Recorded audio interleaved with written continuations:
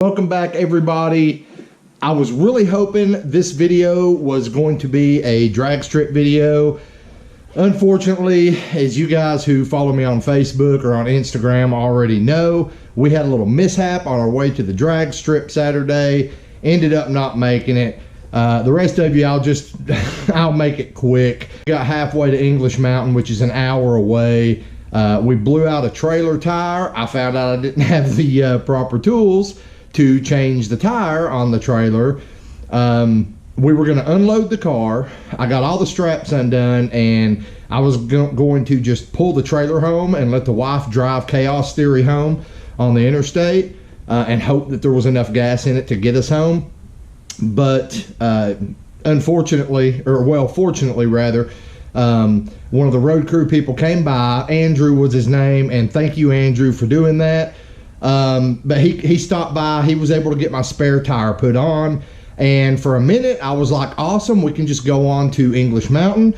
The problem is apparently somebody lost screws on the interstate, like a whole box of screws, and I found about half of them, because it turns out while he was fixing or putting the spare on the trailer, we found out we had also picked up screws in the tires on the Avalanche. So we ended up just coming back home, watching fireworks here in the neighborhood. We didn't make it to the drag strip. But some of you been asking about the digital dash in this thing, how it's working out. Also, I've been having some issues with the car, so I decided I'm just going to take you guys for a drive with me today and kind of show you what's going on with the car, and hopefully, if the camera angle's right, let you guys get a good look at the digital dash.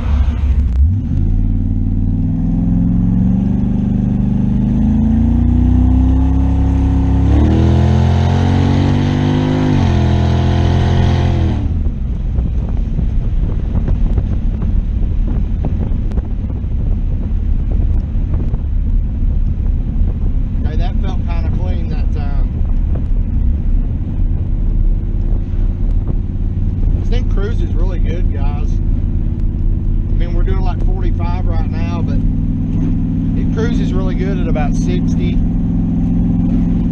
55 or 60.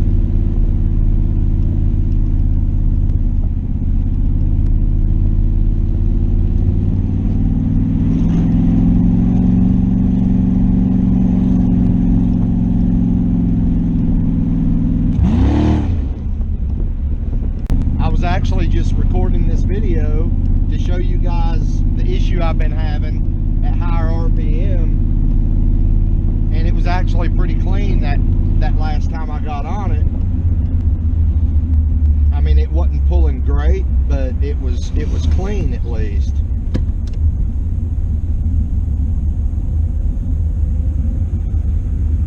So what's been going on, guys, is it's got no power above about 5,000 RPM, which it's the stock cam, so I don't expect it to have a ton up there, but it should pull pretty clean all the way to like 56, 5800, and sometimes it'll even just break up like it's misfiring or something up top. But we're on our third set of plugs now, and I mean, so the plugs are good and everything. I don't know, guys. I'm almost thinking it's floating the valves, because this engine has well over 300,000 miles on it. I'm thinking maybe the valve springs are just wore the hell out.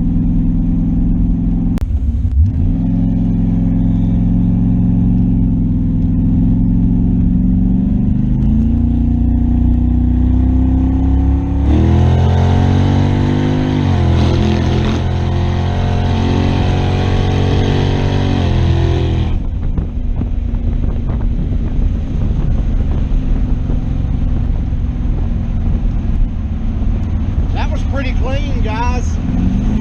I think we just hit about 90. It actually pulled pretty good.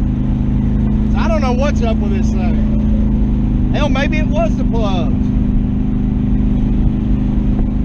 But this is 63 miles an hour. We're doing right at 3,000 RPMs. I don't know if you guys can see that or not. The dash is working great, guys. It's really easy to see even in the sun.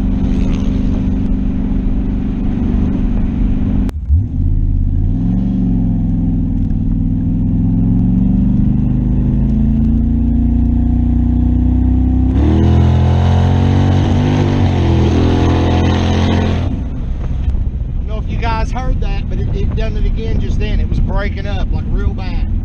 As soon as it got up to about 5,000, it just started missing real bad. Just burr, burr, burr. That's what it's been doing on and off. Like, it doesn't do it all the time. Sometimes it does it, sometimes it don't. But when it does it, like, I mean, I can see the fuel pressure, all that shit down here, and I mean, the fuel pressure's good, well, as far as I can tell. AFRs look good. So I don't know what the deal is, guys.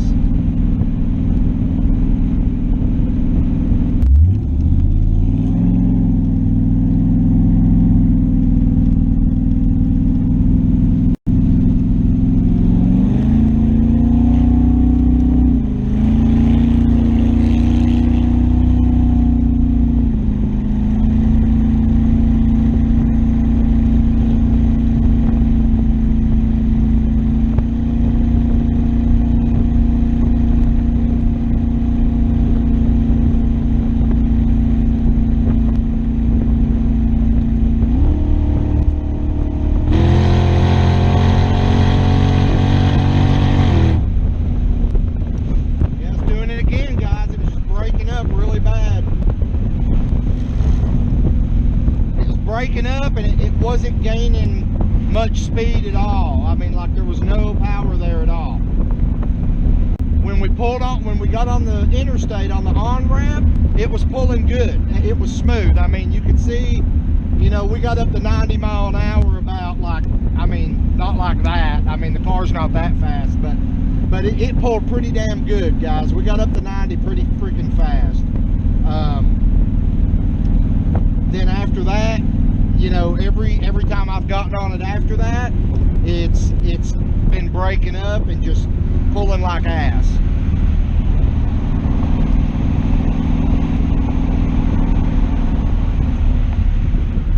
So I've actually went ahead and I've ordered, you know, the mishap classic there. I went ahead and ordered a set of pack 1218 springs through a friend who gets a little bit of a discount, and a Elgin 1840P cam, better known as the sloppy stage 2. I didn't really want to spend a lot of money on on the cam that I really want for this thing. So that's the way I ended up going, guys. I'm just gonna go with, you know, the sloppy stage 2 and the 1218s in this engine. And we'll wait till we build the new engine, you know, before we order the good cam. Well, I mean, the sloppy stage 2 is a good cam too, guys, don't get me wrong, but it's just not really what I wanted. But it, you know, it's a proven cam, and it ought to work fine in this 5.3. And I'll save the bigger cam that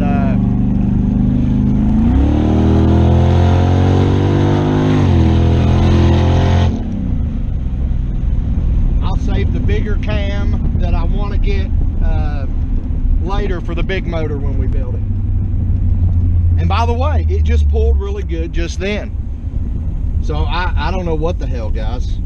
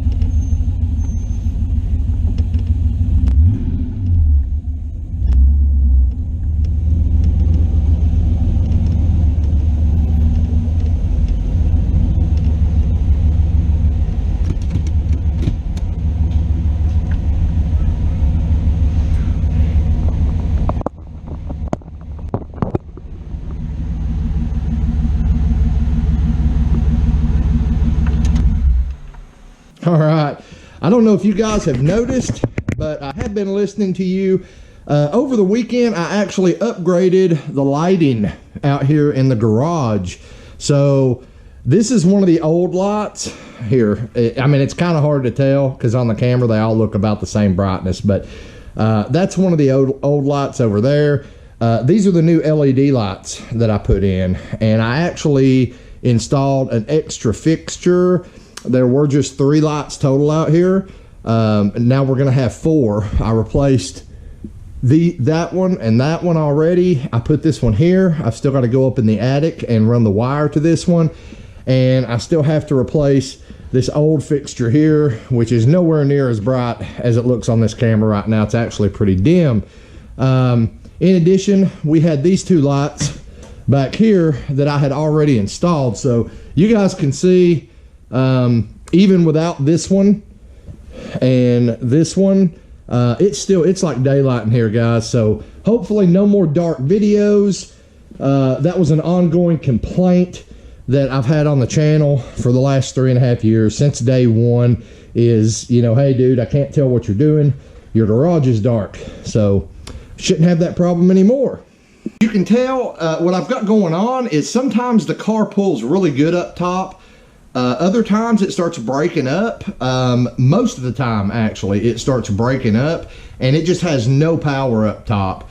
Now, I have already changed. We're actually on our 3rd set of plugs. I don't know if I mentioned that while we were driving, but we're actually on our 3rd set of plugs in this car already. The first set I fouled out pretty bad when I was having all the starting issues when we first got this thing running. The last set, they actually weren't that bad, but they were fouling out while I was sitting on the 2-step. So that's something I have to adjust in the tune, you know, that 2-step. But I don't know what's causing this thing to break up at high RPM. I've just figured out how to do a data log with this dash and be able to take it off the dash and load it on my laptop, but I haven't looked at it yet. But what I could tell, you know, while I was getting on it today is the fuel pressure's not dropping, the timing's steady, the fuel pressure's steady, but the AFRs seem to be bouncing around, which it shouldn't really be doing with the Holly. Now, I don't know, guys. My initial reaction was I thought maybe we were floating the valves. I mean, this engine, I don't know if you guys remember when, you know, we took it apart to gap the rings and everything, but this engine had way in excess of 300,000 miles on it. And I actually had to pull from, you know, a box of old push rods that I have laying around. And I had to replace, I think, 5 or 6 push rods because they were just wore, you know, plumb the freak out. Just from high mileage, probably a little bit of a lack of lubrication, whatever. But yeah, it's got a lot of miles. It's perfectly feasible to me that the valve springs could be really weak on this thing. So I don't know, guys, like maybe I'm experiencing valve float above about 5,000 RPMs. Maybe that's why the AFRs seem to be fluctuating a little and why it seems to be missing, but it doesn't do it all the time. That's what gets me. Like in the video that I just took, you know, the one clip where we're pulling up onto the interstate, it's actually pulling pretty smooth, all the way up to about 90 miles an hour, and then it just started to break up a little bit, and you know, I let out because I was already going way faster than I should have been. So but then, you know, the next 2 times I got on it, it was just breaking up right from the get-go. Hopefully you can see that in the video. I don't know, I haven't edited it yet. But yeah, I don't know, guys. You can give me some suggestions if you want down below. I'm all ears, but I will tell you this. I went ahead and ordered a Elgin 1840p cam, which a lot of you guys know this as the sloppy stage 2 cam that Matt Happel runs. I went ahead and ordered that cam because I didn't want to spend a lot of money on the cam I actually want right now. I'm going to wait till I build the other engine before I get the cam I actually want, because it's going to be quite a bit larger than the sloppy stage 2, and I'm going to need more cubic inches to be able to handle that. But I went ahead and ordered the Pack 1218 springs too, and here's what I plan to do, guys. That stuff should be here hopefully by the end of the week. What I would like to do is not put the cam in yet, because I really want to get you guys good baseline numbers of, you know, bone stock 5.3 in this car. So what I may do is go ahead, put all the Pack springs on just to test my theory. And you know, if these old springs are just too wore out and they're letting the valves float, we'd go ahead and put our Pack springs on, get this thing back to the track, run our baseline numbers, run our numbers with nitrous, and then, you know, bring it back home, tear the front of the motor apart, and go ahead and throw that sloppy stage 2 cam in. I'm not gonna lie to you guys, I had kind of planned on doing the twin turbo setup over this coming winter, and you know, I want to play with the nitrous and get that all dialed in and have fun with it this year.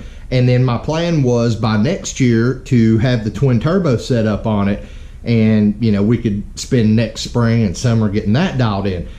The issue is, as some of you may know, you know, this car, while it is still a budget project, it is not as low budget as what you're used to seeing on this channel. So I am spending quite a bit of money on this thing right now.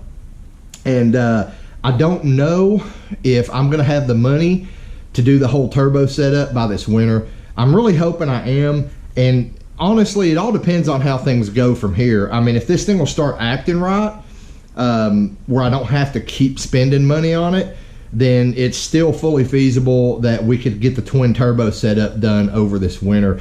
If not, it may be later in the season next year before we get the twin turbo setup. But I don't want to wait that long on the turbos. I don't want you guys to have to wait that long, those of you who are following this project. So hopefully we get that all worked out. And I don't know, maybe I can get a discount on some turbos or something. I know everybody, Matt Happel managed to get, I was planning on doing a set of GT 3582s to start on this, guys. And I was going to do that because I could get both of them for like $500 for the set.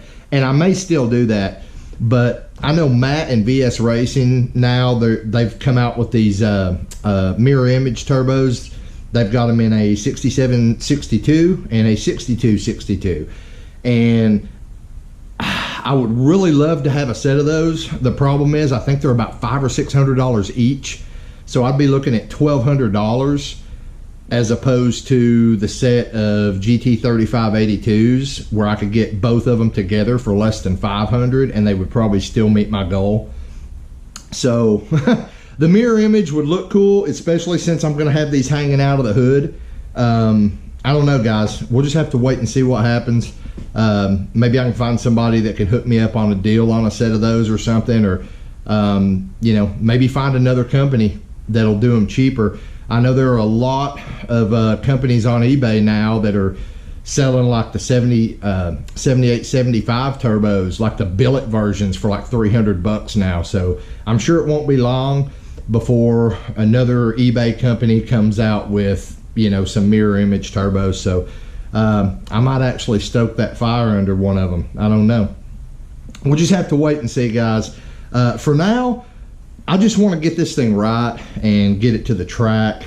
This high RPM, like loss of power thing, and high RPM mist thing is really getting under my skin. I want to take this thing. I want to throw a shit ton of nitrous at it. We've still got a second kit of nitrous to throw on it. So I don't know, guys. Put your suggestions, what you think may be causing the problem. Put it in the comments below. I'm going to start messing with this thing. You know, we just drove it. I'm probably going to pull the plugs out again, see what they look like right now. So I do want to get this video up to you guys as soon as possible. So if you like this video, make sure you hit the thumbs up button. You know what? I don't care if you do or not. Just make sure you get out in the garage and get something done. And I'll see you next time here on Bad Luck Garage.